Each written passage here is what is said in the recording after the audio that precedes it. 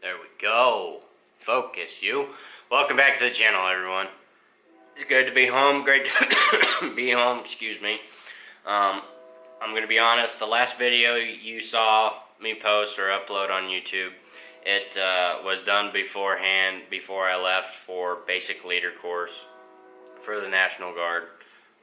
I've just come back from 3 weeks of schooling, graduated. Thankfully I'm done. I'm so glad I'm done. But so now I can get back to the garage stuff. But unfortunately, I brought the crud home with me. Excuse me. Yeah. But I can't contain it anymore. We gotta chug along. We gotta keep going. Keep working on the 4th gen. Why? Because we have such an amazing couple of videos. There's so much stuff to do to this pickup now that I can't contain it all in one video. There is just no way. So actually, for the start, it's going to be kind of more like a couple of video sessions of like vlogging and stuff, but yeah, big stuff coming ahead. I've been stockpiling up here lately, and when I mean stockpile, I've been stockpiling. I have been waiting for this moment for so long. But just the next couple of videos, there's not going to be a set schedule, criteria, or anything like that. They're mostly just going to be kind of like vlogging. I'm going to call it the package deal. The power package deal. Why not? Just because the exhaust, it's going in the same time that the EFI Live tuning software is going to be getting put in, along with, you know, the CSP5 switch.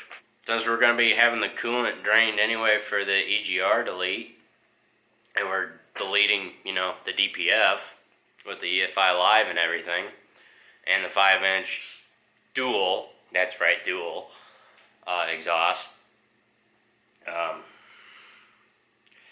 we might as well do the fleece coolant bypass. So yeah, there is a lot on our plate. My plate, not your plate, my plate. Our plate, my plate, just my plate. Anyways, there's a lot of stuff that's going to be going on, and there's no way that I can contain this. I don't care how funny I sound right now. Yeah, we have a lot to do, so let's just go ahead and get started.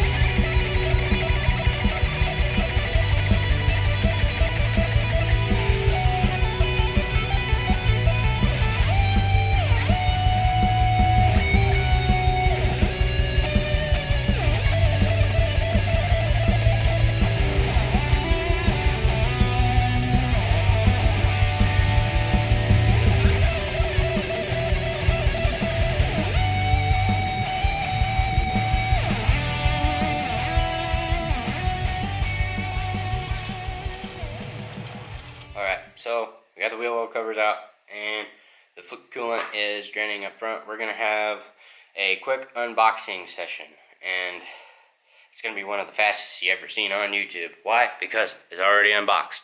Down here we have the FlowPro 766 5-inch dual exhaust kit for 2010 to 2012 Dodge Ram Cummins 3500, you know. This doesn't have a muffler kit. It's got the delete pipe for that, and it's also, you know, gets rid of your DPF at the same time. 2 birds, 1 stone, right? Gonna go ahead, throw you on the tripod again. Alright. Starting with the top box. So, we have exhaust heat wrap. Why? We're gonna keep the heat inside the down pipe. Some clamps for that. That wasn't. Got a bunch of crap in this one. Yay. It seems like they just like overfill with the stuffing. This is the this is going to be the EGR delete kit, pretty much. You know, you got your new coolant hose, you got some fittings, some O-ring fittings, you got some block-off plates and gaskets for like your exhaust manifold. And this kit actually comes from Garofalo Enterprises. Everybody knows Greg A on YouTube. Quick shout out to him. He uses Garofalo Enterprises. I looked at their EGR delete kit, and you know, I was pretty impressed with it. So I figured it would work well with what I wanted to do. And it's also got a threaded hole for your either drive pressure gauge or your, you know, pyro gauge, whatever you want to do with it. So pretty much it looks about the same. It's pretty much the same as the higher power performance stuff is what he's got. Oh, and then this is the box. This is the box. Oh, okay. I'm sorry. Oh, this, I love this. Oh my goodness, it's gorgeous. EFI Live, we got the Flash V2 scanner. As well, we went with Glacier Diesel Power's rotary switch, their 5-position switch.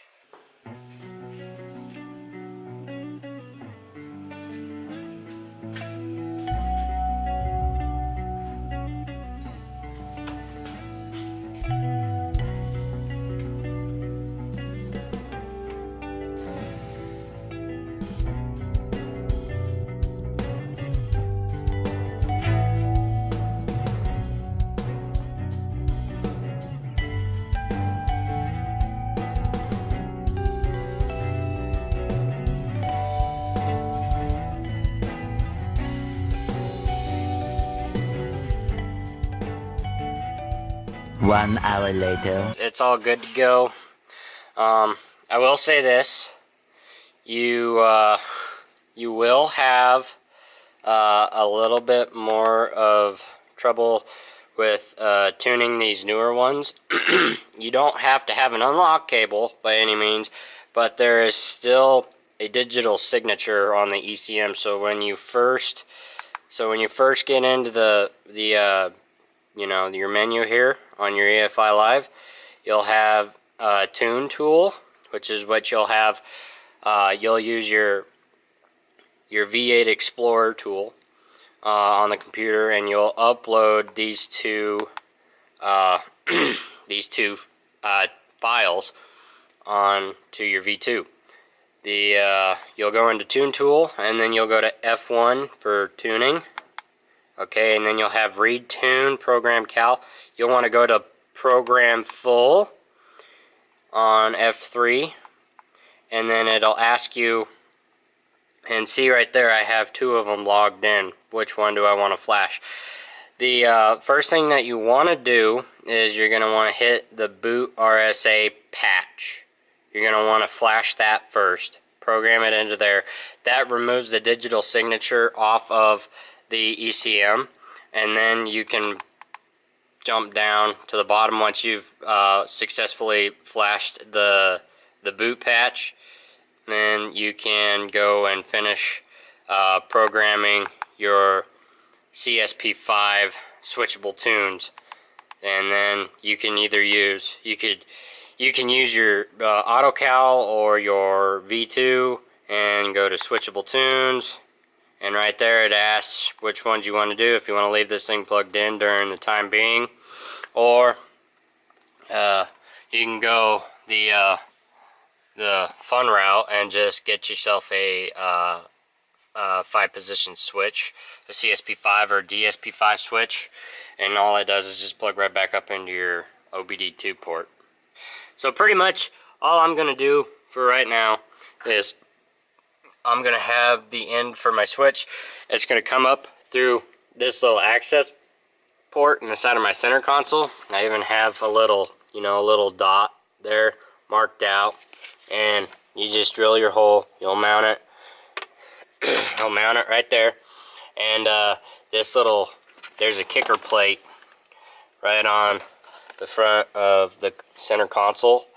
And all you gotta do is just, pop it off. That's all it takes, is just to pop it off. Give you guys some lighting. And then I can, sneak the wire right up to the OBD2 port, and it'll look nice and clean. Okay, so one of the features that I want to show you with the CSP5 switch is when you go to hook it up, you can tell what direction the tunes are in by how many. There's actually a little LED indicator on the back of this for troubleshooting.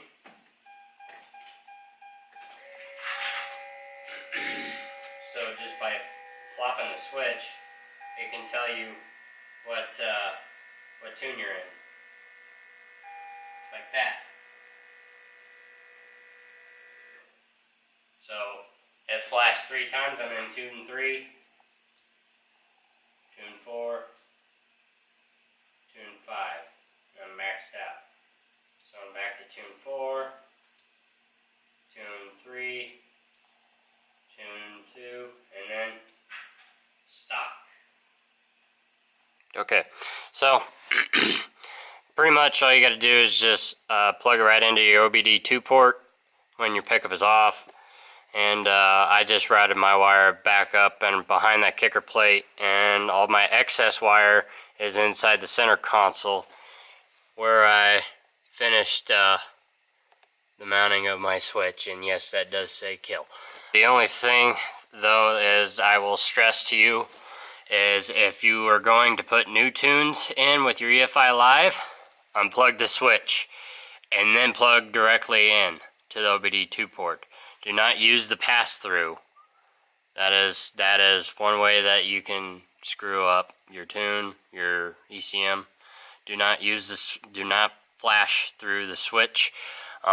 These are only meant for like edge monitor or anything like OBD2 monitoring. If you don't want to have gauges or gauge pods. The other thing is don't chop and re-splice the wire. It's that length for a reason, and you want to just do your best to wrap up what you can, zip tie it up and out of the way. But for me, since I'm not using an edge monitor on this, I think I will have you. It's kind of not so much a need to have item, but I would say, oh my gosh, come on, if it would focus. A little cover for that OBD2. So, just in case, you take it into the dealer and they decide to hook up to it with a freaking computer. Put that little guy on there. Alright everyone, so that's gonna wrap up this video for tonight. I figure we're at a good stopping point right now. Going strange. Tune is finally in. I'm not gonna lie, you do have to do it does take a little bit of a while to get it take the tune, but it eventually it did after about 45 minutes. That'll work, but it's totally worth it in the end. Wheel well covers are out. Pretty much everything is it's ready to get tore into for tomorrow. For now, I gotta go get some dinner with some friends. And stay tuned. Power package is gonna continue on in later episodes. Alright, so everybody, thanks for watching. Stay humble. God bless. Adios.